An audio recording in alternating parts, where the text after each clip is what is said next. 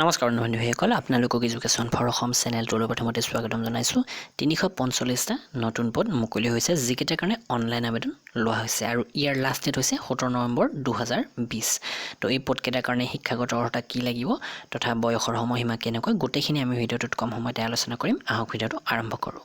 আৰু আগন্তুক Assam police agriculture বা ভেটেৰিনেৰী এক্সামৰ কাৰণে আপোনালোকে এই বুকখন কিনিব পাৰে আমাৰ ষ্টৰৰ পৰা 3250টা অসম জিকে ইয়াতে পাব আপোনালোকে তো এইখন এখন PDF ই বুক হয় তো আপোনালোকে পে কৰাৰ পিছত ইয়াৰ PDF ফাইলটো ডাউনলোড কৰিব পাৰিব আৰু মোবাইলত পঢ়িব পাৰিব তো এইখনৰ দাম অৰিজিনেল দাম 90 টকা আজি 65 টকাত প্ৰভাইড কৰা হৈছে তো আপোনালোকে ডেসক্ৰিপচনৰ লিংকৰ পৰা এইখন কিনি ল'ব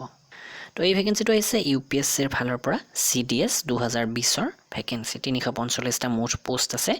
আৰু CDS হৈছে কম্বাইন্ড ডিফেন্স সাৰ্ভিস এক্সামিনেশন 2021ৰ ইউপিএসসিৰ জৰিয়তে এই এক্সামটো কণ্ডাক্ট কৰা হয় আৰু ইয়াতে বিভিন্ন ধৰণৰ ডিফেন্সৰ ট্ৰেইনিং একাডেমি আছে হেবিলাকত পোষ্টিং পায় তাৰ পৰা এই কোৰ্সটো কমপ্লিট হলে আপোনালোকে আৰ্মি নেভি বা এয়াৰ ফোৰ্সৰ ডাঙৰ পোষ্টত পোষ্টিং পাই যাব তো এই 345টা পোষ্ট প্ৰথমতে ইণ্ডিয়ান মিলিটাৰী একাডেমি দেহৰাদুনত 100টা আছে ইণ্ডিয়ান নাভাল একাডেমি এজিমালাত আছে 26টা পোষ্ট এয়াৰ ফোৰ্স একাডেমি হায়দৰাবাদত 32টা অফিচাৰ্ছ ট্ৰেইনিং একাডেমি চেন্নাইত আছে 170টা আৰু অফিচাৰ্ছ ট্ৰেইনিং একাডেমি চেন্নাই ওমেনৰ কাৰণে 17টা পোষ্ট আছে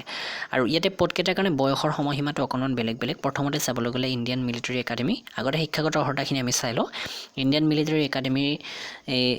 আৰু অফিচাৰ্ছ ট্ৰেইনিং একাডেমি চেন্নাই ইয়াতে মাথো ডিগ্ৰী হলে আপোনালোকে এপ্লাই কৰিব পাৰিব যিকোনো degree art science commerce engineer যিকোনো আৰু ইয়াতে আটাইতকৈ বেছি পোষ্ট আছে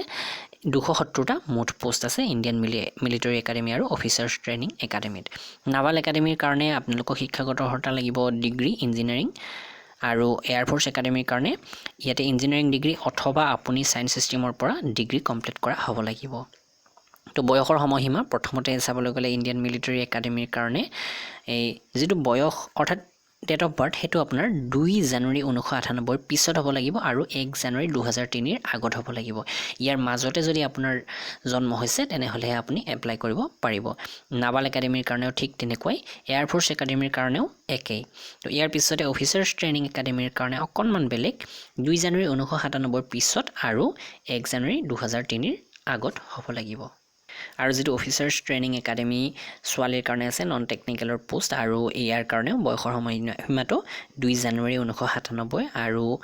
1 জানুৱাৰী 2003 ৰ ভিতৰত হ'ব লাগিব তো শিক্ষাগত অৰ্হতাৰ বিষয়ে আমি অলৰেডি আলোচনা কৰিলো আৰু ইয়াতে আপোনালোকে অনলাইন এপ্লাই কৰিব লাগিব 28 তাৰিখৰ পৰা অলৰেডি অনলাইন লিংক খোল খাইছে আৰু ইয়াৰ লাষ্ট ডেটটো ৰখা হৈছে 17 নৱেম্বৰ 2020 আৰু যদি আপুনি 17 নৱেম্বৰ 2020 ৰ পিছত কিবা চিন্তা কৰি এই এপ্লিকেশন ফৰ্মখন উইথড্ৰ কৰিব বিচাৰে তেনেহলে 24 নৱেম্বৰৰ পৰা 30 নৱেম্বৰৰ ভিতৰত উইথড্ৰ কৰিব পাৰিব আৰু আপোনাৰ যেটো এপ্লিকেশন ফি কটা হৈছিল হেতু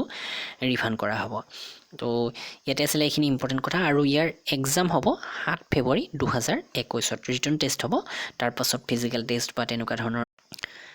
মেডিকেল টেষ্ট আৰু অন্যান্য টেষ্টও হ'ব আৰু ইয়াৰ এপ্লাই কৰাৰ লিংকটো একেবাৰে তলত দি দিছো আৰু অফিচিয়েল এডভাৰটাইজমেন্ট আপোনালোকে ইয়াৰ পৰা চাই ল'ব পাৰে তো এইখিনি আছিল আপোনালোকৰ কাৰণে জানিবলগীয়া তথ্য আৰু ইয়াৰ ডিটেইল জানিবৰ কাৰণে সিলেবাস বা এক্সামত কেনেকুৱা ধৰণৰ প্ৰশ্ন আহিব পূৰ্ব প্ৰশ্ন কাকত কেনেকুৱা হ'ব সেইবিলাকো আপোনালোকে চাই ল'ব পাৰিব আমাৰ ৱেবছাইটত ধন্যবাদ